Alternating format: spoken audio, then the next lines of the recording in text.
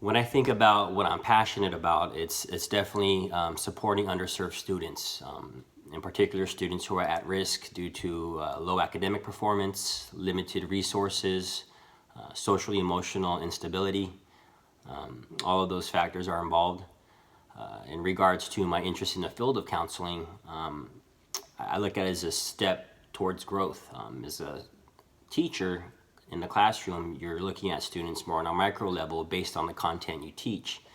But when you're a counselor, it's sort of, you take a step outside of the classroom, and it's more of a macro level where you're not just looking at academic performance.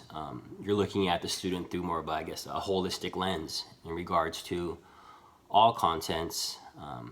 Not only that, but also potential career pathways that go beyond a diploma or a degree.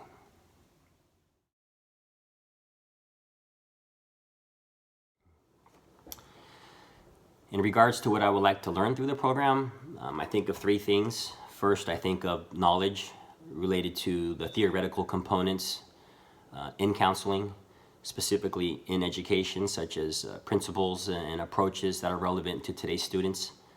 I also think about acquiring the proper skill set in regards to interpersonal skills, knowing that communication and connections are crucial for not only maximizing my students' potential, but my effectiveness as a mentor as well.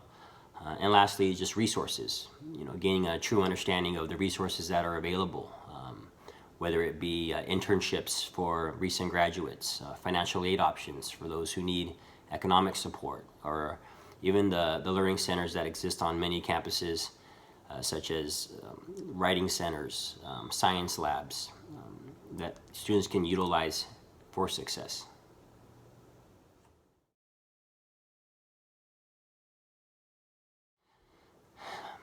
In regards to what I would like to learn from the program, I think of three things. First would be the knowledge component, and that's understanding the theories related to counseling in regards to education, such as principles and approaches that are relevant to today's students. Second, I think of acquiring the proper skill set, particularly interpersonal skills that will allow me to communicate and connect with students and maximize not just their potential, but my effectiveness as a mentor. Lastly, I think of resources. I understand there are a tremendous amount of resources both on and off campus. In particular, things such as internships available for recent graduates, financial aid options, and even in the academic learning centers that exist on many campuses, whether it be a writing lab or an open science lab, where students can receive additional support outside of their classes or lectures. Now, when I think about what I imagine will be my contributions to the field, the three E's come to my mind. The first E is just to empower. Empowering my students, how do we do that? Just provide resources and tools at their disposal that will assist them in pursuing their goals. Now, what are those specific tools or skills? As a counselor, I have access to academic records, transcripts, proficiency assessments, a lot of valuable data that can help shape potential action plans that I can implement with students that will maximize their personal potential. All students have different strengths, and I think part of the role of a counselor is recognizing those strengths and empowering the students with tools to succeed.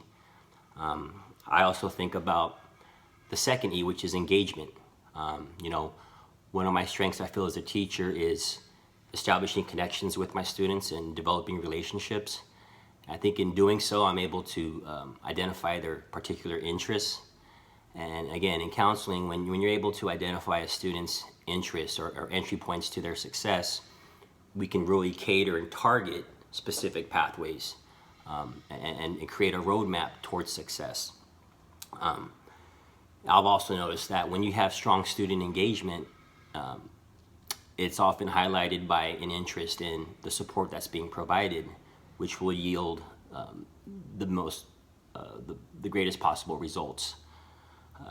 And then in terms of the last E, I think of empathy, and that's understanding that our students confront barriers every day. And they can be cultural, they can be social, emotional, financial, a combination of two or more.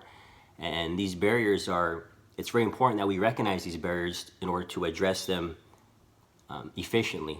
And once we do so, through tearing down those barriers, we're creating equal access to opportunity. And ultimately, without opportunity, there's no success isn't an option. But when you provide opportunities and equity, that's when success becomes a reality.